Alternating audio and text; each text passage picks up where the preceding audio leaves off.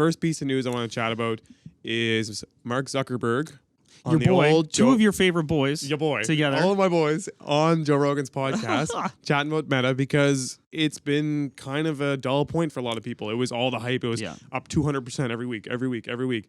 And now it's doing quite the opposite and it's plummeting. And again, last week it went down another 20%.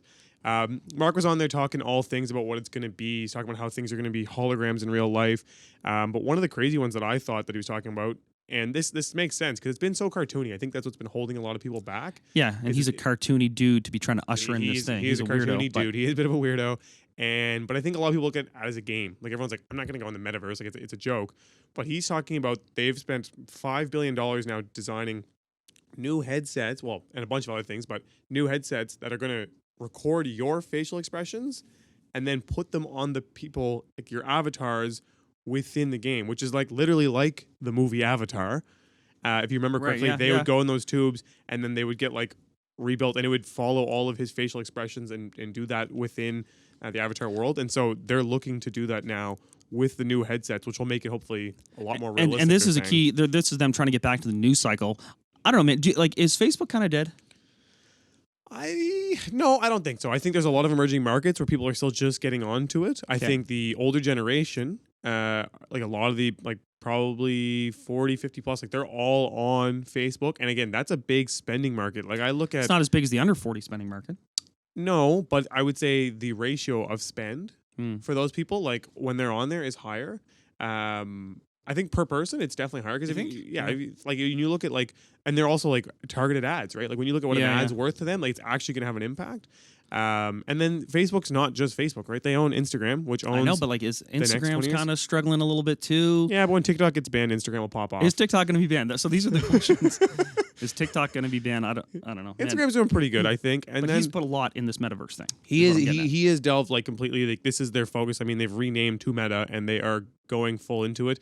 The scary thing is, I don't think anyone totally understands the Meta, and not anyone, but I think a lot of people don't. And I think what Facebook or Meta is trying to do is being kind of the governing body and kind of the unlawful owner of the metaverse and a lot of the space. The access point, because they know that if this thing builds out, be like, all right, how can I easily access this and navigate between these two things? Well, wouldn't Facebook be a really easy door into this space? And, all those boomers who are on Facebook, all of a sudden he's going to be like, oh, you're also in the metaverse. And be like, what? I didn't know I was going to be on this thing. It's like, no, you just are now. Right? So it's an immediate population dump into that space. But what were they talking about? Just typing it up. Yeah, so he was basically, like I said, he was trying to go over all the things that are going to be available. So like they said, they spent $5 billion last year in combating disinformation. So just on basically publicizing the truth. These new VR headsets, they say they're having a similar penetration rate that PlayStation and Xbox did when they first came out. And then he talked about how a lot of things will be holograms and they're fixing a lot of different, just everything, trying to cover it all and reduce, I guess, the misinformation and increase the confidence in it. Like I said, the biggest thing for me is I just saw those headsets where they're going to record your face and paint it on there. And I was like, holy God, this is so sketchy. But in some ways, it's going to be kind of neat.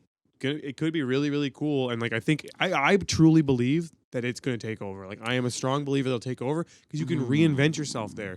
Work from home will be so much easier. That's going to be the thing, work from home, and obviously as agents and just previewing properties and the idea of all right, what if I wanted to go down south and look at a property? I'm not going to fly down there. I could actually just go down there. And these virtual tours are getting pretty damn good as it is.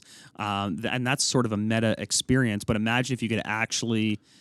walk through the space truly. Some of these tours that you can get now are incredible, but the meta version of it could even be just that much better, especially if it could somehow be replicated almost live. I was thinking about sports events.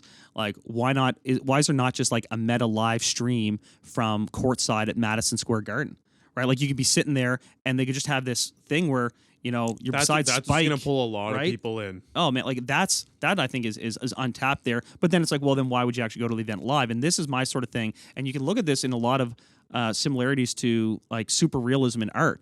It got to the point where artists were getting so good at recreating reality that's well, if you're going to make it the exact same, why not just take a photo? Obviously, there's the skilled component of the painting, but that's also why some of this push against that, be it pop art or avant-garde or expressionism or whatever it was, evolved out of the fact of if you're just going to recreate it exactly, Why do we even need that if it already kind of exists, and doing something more abstract and different? So I don't know, man. That stuff's weird. I don't want. We don't digress too far, but a couple things. When you're going to a sporting event, the cost is enormous. There's a reason people watch them on TV. There's a reason people do pay-per-view. The other thing is, the big one for me is, everyone's like, why would I want to spend my social time on there? But we already do. When we play video games, like, I know lots of groups of guys that get together and that are in their 20s and 30s. They play games to be social, and if you can now do it at a higher level, it makes a ton of sense. I showed a property last night, and it's always awkward when it's tenant occupied.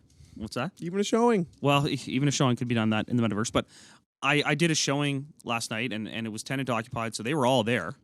And like, the dad was posted up doing some sort of, first person experiential game. I don't know if it was Warcraft or I don't know what he was doing. I don't game. But he was doing something. He was in the zone, just ignoring me as I walked through their space. And then the kid was in his bedroom doing the same thing. Yeah. Right? Like, so this is multiple generations that were just ignoring me, ignoring the rest of their family, ignoring everything that was going on, and just walking through these virtual spaces. So, but if they're playing games together in some ways, it's not the same as playing bonding. Yeah, it's not the same as throwing catch. Yeah, but like, it's still a bonding in some ways. But anyways, Dad, you never play online with me. When I was broke, I had rich habits. When I was broke, I had rich habits.